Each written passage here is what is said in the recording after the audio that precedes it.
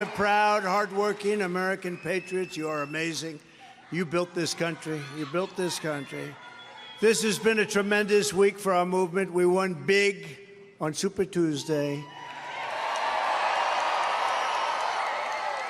They call it Super Tuesday for a reason. We won big. And now we're just days away from officially clinching the Republican nomination for President of the United States of America. I want to thank the millions of incredible supporters whose hard work and devotion have led us to this incredible moment in history. You know, this is a movement the likes of which this country has never seen before. No movement even close. And to all Americans, whether you are a Republican, an independent, or a disillusioned Democrat, of which there are many, all you had to do is watch that horrible State of the Union. That was the worst president in history, making the worst State of the Union speech in history.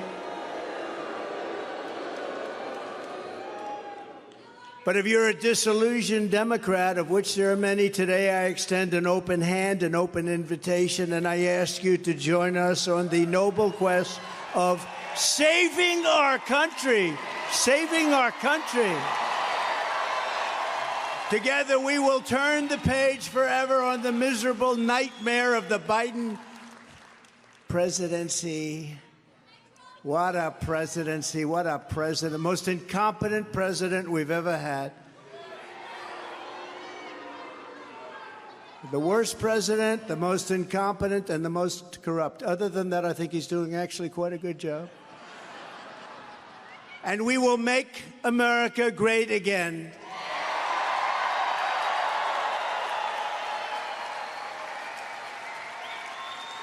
Two nights ago, we all heard Crooked Joe's angry, dark, hate-filled rant of a State of the Union address. Didn't it bring us together? Remember, he said, I'm going to bring the country together. I'm going to bring it together. No. He's a threat to democracy. I will tell you, he's a threat to democracy. Weaponize government, weaponize the FBI, weaponize the DOJ. He's a threat to democracy for other reasons also. Number one, he's grossly incompetent. Joe Biden gave the most divisive, partisan, radical, and extreme speech ever delivered by a president in that chamber, not even close. Rather than trying to bring our country together, he tried to cling to power by tearing our country apart. He's done nothing. You know what their whole thing is going to be? Go after Trump. Go after. We have no policy. We didn't do anything. Everything we did turned out so badly. Go after Trump. And we're ready for it. Are we ready? We're ready. Crooked Joe Biden talked about Ukraine before he talked about America. He talked about the size of a Snickers bar. You know, it's probably true about Snickers. They throw a little bit less in. I'd probably do the same thing if I owned that particular company. But can I be honest with you? Who the hell cares about that? That's not what the problem is. That's not what the problem is.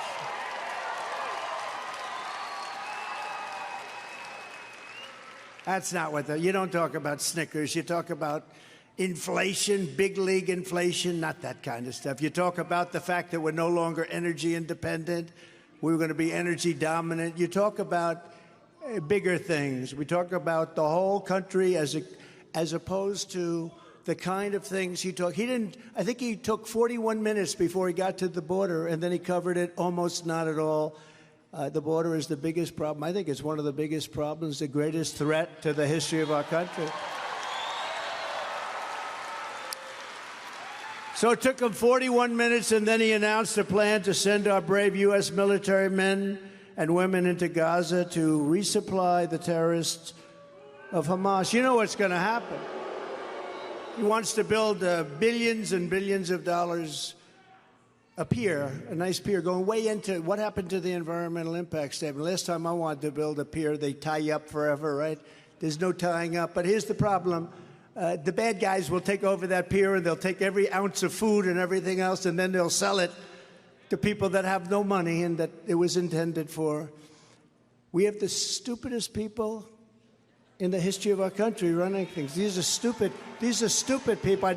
I'd like to use a more sophisticated word, but, you know, there are some words that just go, these are stupid people. Joe Biden should not be shouting angrily at America. America should be shouting angrily at Joe Biden.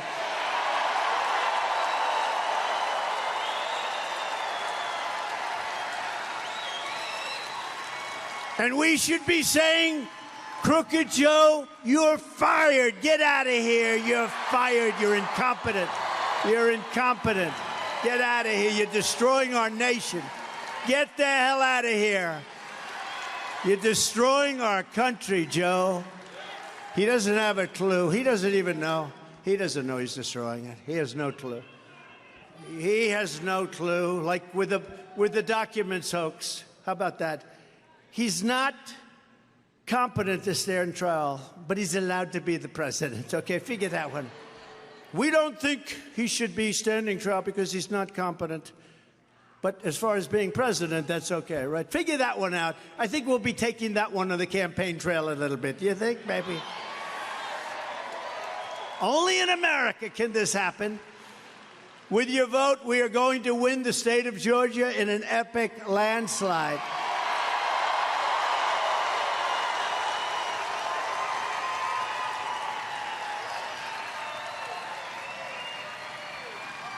And by the way, I have to tell you that, you know, I've done it twice. We did great the first time, 2016. We did much better the second time, like not even close. And it was rigged. It was rigged. But there has never been the spirit that I've seen this time. 2016 was great. 2020 was better, the spirit. But this blows it away. We came in from the airport. We're 15 minutes away. The lines of people standing along the streets coming up to this building are incredible. Incredible. On November 5th, the curtain closes on Crooked Joe's corrupt reign, and the sun rises on a brand new day for Georgia and for America.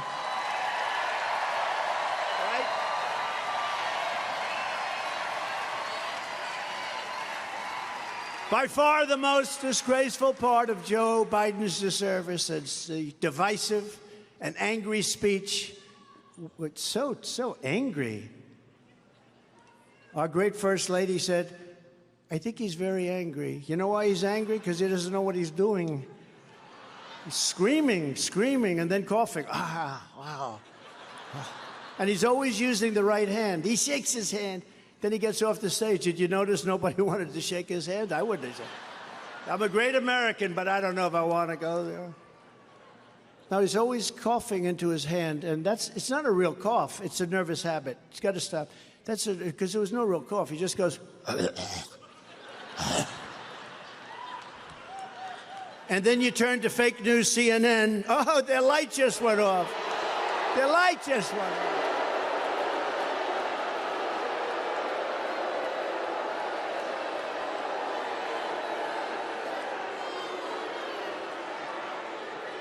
The red light just went off. What do you think of that, Jim? Damn it. That's my fault. I waited too long. You have to hit them fast before they can turn it off. No, it just went off. That's all right.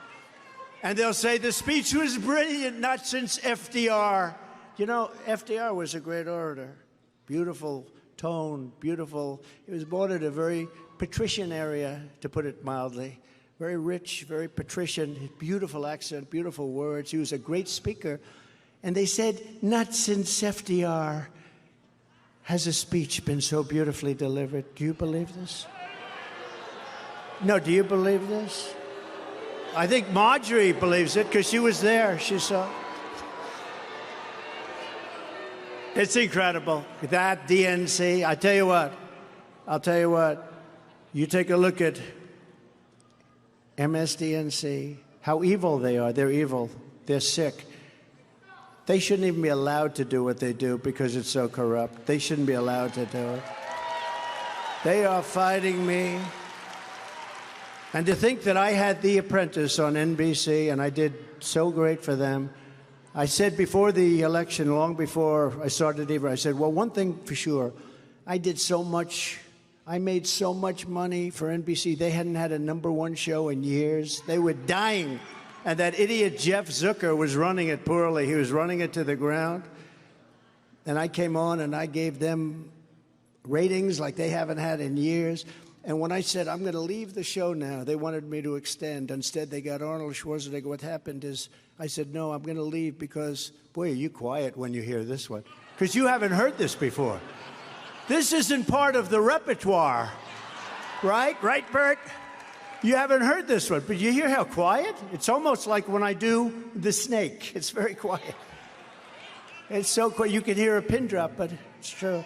I said, one thing that's going to happen, if I decide to leave the show, and they wanted me to extend, they were offering me 3 years, 5, anything I wanted. I said, no, I'm going to run for president. Don't forget, we did it for 14 seasons. That's enough, right?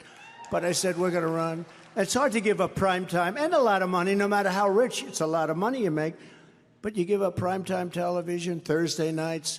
It was a hard thing to do, but I said, no, I'm going to run for president. And they were so upset, and they said, no, no, no. And I decided to do it. And they said, who do you think we should use? I said, I have no idea. That's your business, not mine. And they said, what do you think of Arnold Schwarzenegger? I said, hey, he's a movie star. Maybe he'll do well. The guy got killed. He couldn't get anything. You know, Flies watched. Flies. And the show was canceled. Remember, they tried Martha Stewart, too. How did that work out? She blamed me. She said, it's your fault that she failed doing the... I said, why? She couldn't tell us why. I don't know. She never figured that one out. But they used her. But they used Arnold Schwarzenegger, big movie star, and he failed so badly. Actually, they asked me, because I own it with Mark Burnett, right? Mark Burnett's great, and I own it. And they said, well, you own it, so you would like to have it do well. I said, I would. They said, would you rather have it do unbelievably with our big movie star comes in, Arnold Schwarzenegger, or would you rather have it fail? I thought about it for a little while, and I said, honestly, I'd much rather have it fail because it makes me look better, right? Right? I'm not looking for him to come in and top Trump. No, it worked out just fine. He failed. It was like a total disaster. But I did it for 14 seasons, and I said to NBC, you know, I respect you guys. I liked them. I mean, I liked them. But the bosses came up. They tried to talk to me. 5 guys came up, and they wanted to talk to me. They call them suits, but the top suits, the top. And I just said, no, I've decided I'm going to run for president. But, you know, you won't win. It's impossible to win. Nobody's ever done that before. There's never been a person that ran for president that wasn't either a politician or a general. I think it's 92% are politicians and 8% were generals. Did anybody know these little facts of wisdom? So you had to be a general, I guess an admiral and all, but there were no admirals. 8% generals and 92, think of that, 92% politicians. I said, I don't care. I mean, it doesn't matter to me. I'm going to give it a shot. And I announced and immediately went to #1 and stayed there for a long time. Remember, I had center of stage. And then I got angry because I said, no, I want to be in the center. I don't want to be tied for the center. Those guys don't come close. So we had to have a different number. So it didn't have to be 10. It had to be 9, or it had to be 11. It had to be something. But it couldn't be an even number. And they got angry at me. I said, no, I'm not going to do it. So then they ended up doing what I said. But right from the beginning, it worked. And then I got on television, and they asked me that horrible, horrible question, remember? And I said, oh, am I dead? That's the first question I ever got. Megyn Kelly, may she rest in peace. She's sort of making a career by pretending she likes me. And then... so what happened is she asked me that horrible question about women. Women love me. You know, I protect women. I protect.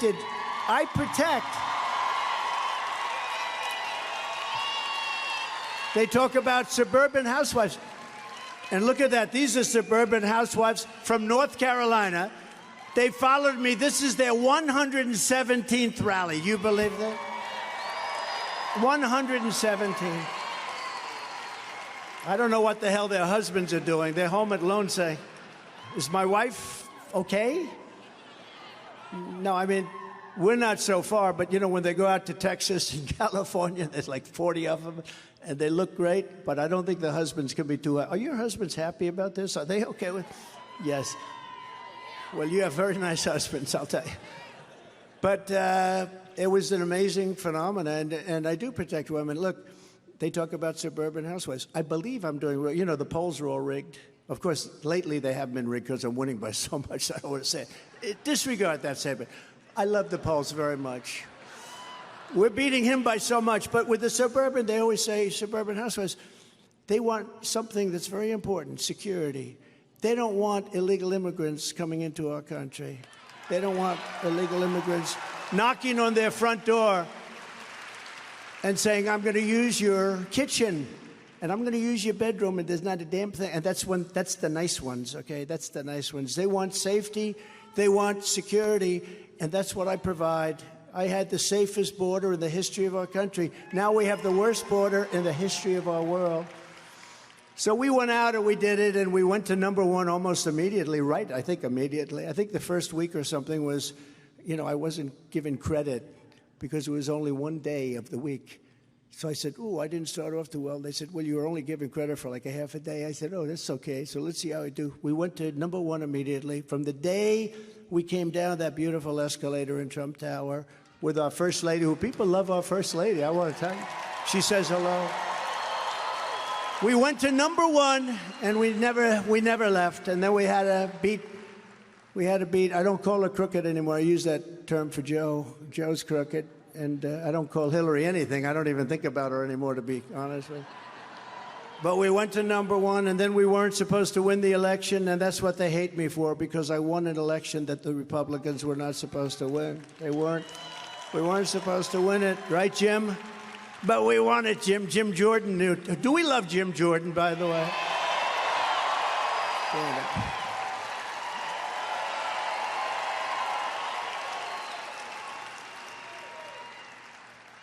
Every day, Joe Biden is deliberately releasing gang members and military-aged men into our communities by the tens of thousands, knowing full well that his policies will cost countless innocent lives.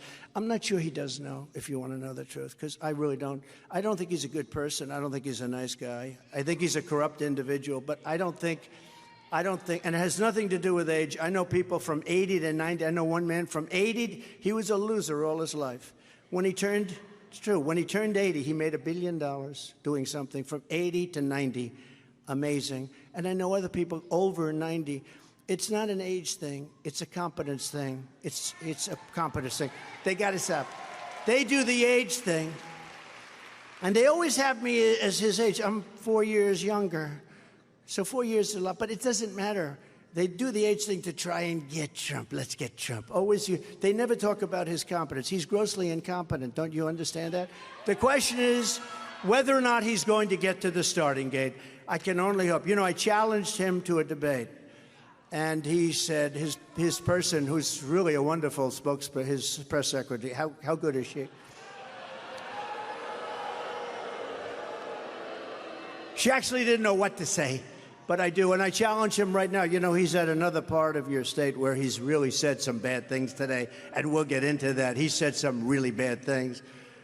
But one of the lives that was taken from us was an incredible 22-year-old nursing student right here in Georgia, Laken Riley. Right? Look at the signs. Wow. Wow, wow, wow. From the time she was in the first grade, Laken's dream was to spend her life caring for others, and I met her beautiful mother and family backstage, sister, friends, some of her friends, a roommate. They said she was like the best. She was always the best. They admit that she was the best, and she was the first in her class. She was going to be the best nurse. She was the best nursing student.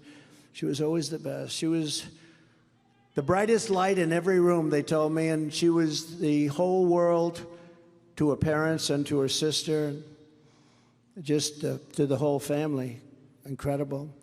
Then the unthinkable happened. 16 days ago, Laken went out for a morning jog. She was in great shape. She wanted to keep herself that way. And she never came back, never came back. They knew something was wrong. an illegal alien criminal who Joe Biden intentionally released into our country has been, and because he's released tens of thousands of people like this, tens of thousands, because you know they come from jails and they come from mental institutions. He released them into our country.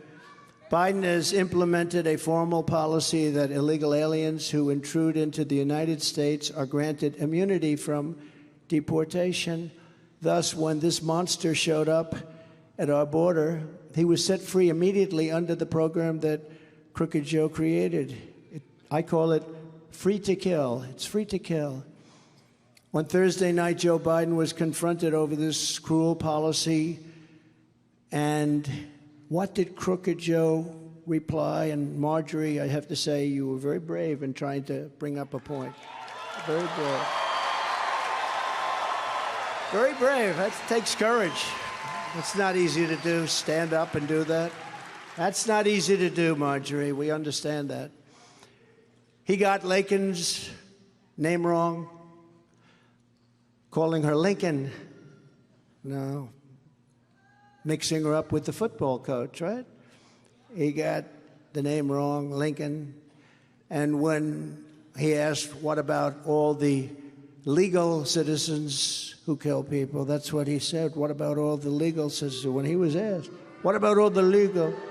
In other words, making excuses. Then just moments ago, I don't know if you heard because you've all been waiting online for 2 days, but just moments ago, this was just before coming up, they just told me prior to what I'm doing right now that Joe Biden went on television and apologized for calling Lakin's murderer an illegal. He didn't want to call him illegal. He apologized.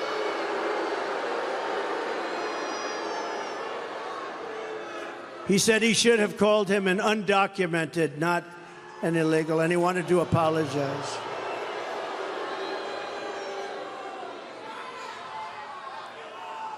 He wanted to apologize, and,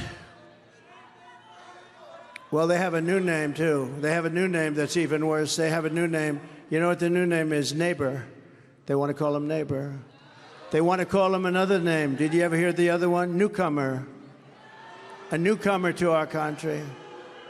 Are we going crazy or what? Is this country going crazy? How about that one? Newcomer. The newcomer. No, he was illegal. And I say he was an illegal alien. He was an illegal immigrant. He was an illegal migrant. And he shouldn't have been in our country, and he never would have been under the Trump policy.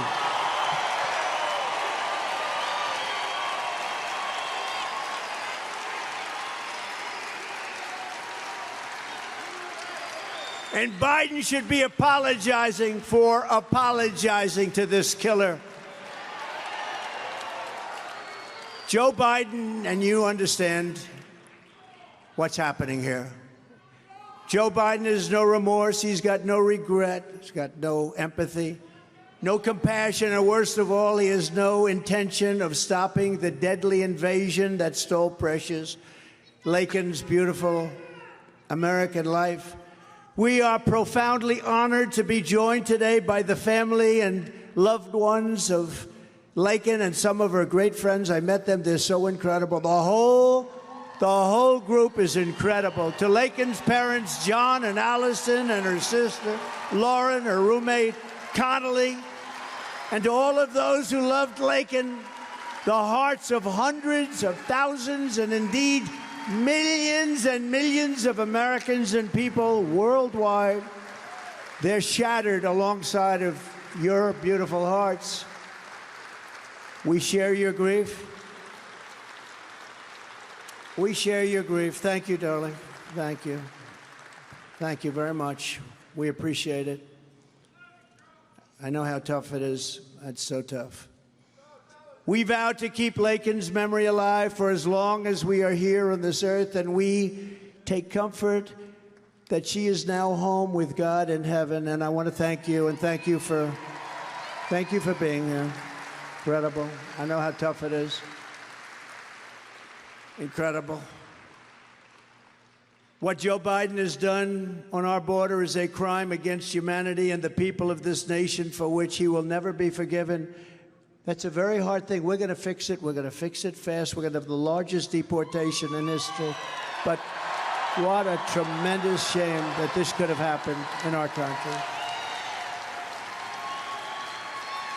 What a shame. Laken Riley would be alive today if Joe Biden had not willfully and maliciously eviscerated the borders of the United States and set loose thousands and thousands of dangerous criminals into our country. To her family tonight, I promise you, I will demand justice for Laken. Justice for Laken. Thank you. Thank you. Thank you very much. Incredible. I will fight like no one has ever fought before to ensure that what happened to this American daughter, this incredible, incredible American, that this never happens to any other daughter or anyone else ever again. We will do everything we can that it doesn't happen again. And you know it will, because unfortunately we have so many people allowed into our country that shouldn't be, but we're going to get it down to a trickle. We're not going to let this go on. Our country is being destroyed by an incompetent president, and we're not going to let this happen.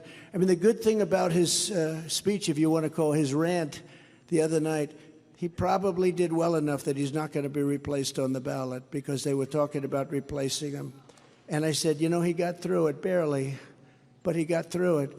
I think he's possibly going to make it. Nobody thought he was. I sort of didn't think. I guess maybe I still don't think. I mean, when that's the best that a party can do, we're in big trouble. And, you know, they always talk about, it's so interesting. I watch these criminals back there, the press. Look at them. Look at how many of them. That's a lot of people. That's a lot of people. Wow. I always say they should endorse me because I'm the best thing that ever happened to their ratings. They should endorse me.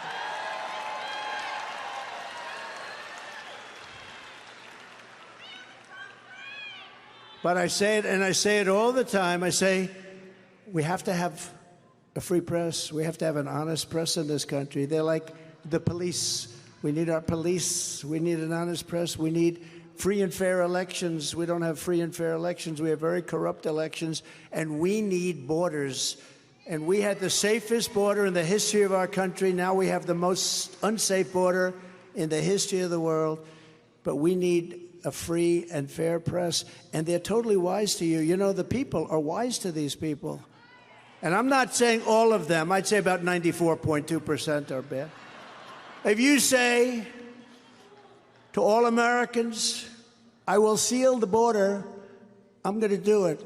And I will stop this invasion, I'm going to do it. I will stop the killing, I will stop the bloodshed, I will end the agony of our people, the plunder of our cities, the sacking of our towns, the violation of our citizens, and the conquest of our country. They're conquering our country.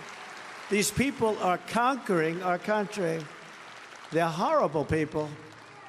You know, we have China, we have Russia, we have Kim Jong-un, we have all sorts of countries out there. But if you have a really capable president, like me, I mean, I will tell you, believe me, you were very safe. You were very safe. But the real problem is not from them. A competent president can handle them. You can say, really, you're going to do that to us? We're going to tariff the hell out of you. We're going to do this. Believe me, I had them all in good shape. They were all, you were never in any trouble. Kim Jong-un of North Korea, tough guy. But we had a great relationship. You know, they hate when they say that. You know why? Because you were very safe. You had a lot of nuclear weapons. And, you know, you have Putin now talking nuclear all the time, don't you? You know why? Because he knows we have an idiot as a president, and he can get away with that. He can get away with that. But the biggest threat we have, it's the threat from within. It's the radical left lunatics that we have in our country. That's a much bigger threat than outside threats, I will tell you right now. We can handle the outside pretty easily if you're smart. If you're stupid, they'll continue to rip you off. But the bigger threat is from what we have inside. Remember, I used to say, if we don't start changing, we're going to be Venezuela on steroids. That's where we're handling. We're heading right to it. Remember, Trump was right about everything, right? The hat. Trump was right. I don't want to be right about these things. You have to be careful, too, of World War III. I'm not going to let that happen. You're not going to have it. But right now, you're very close to a world war on this whole mess that we're in. When I left, we had no problem. Everybody was respecting us. They respected the president and they respected the country. We had no problem. Now we have problems all over the place. I had dinner last night with a great gentleman from Hungary, Prime Minister of Hungary, Viktor Orban. Very, very tough. Some people don't like him because he's very tough, and they were interviewing him 2 months ago. He said it again yesterday, actually. I appreciate it. It's very nice. It's good if you're running for office, I guess. But he said the problem with America is they need Trump back as president. When Trump was president, there were none of these problems. Israel wouldn't have been attacked. Ukraine and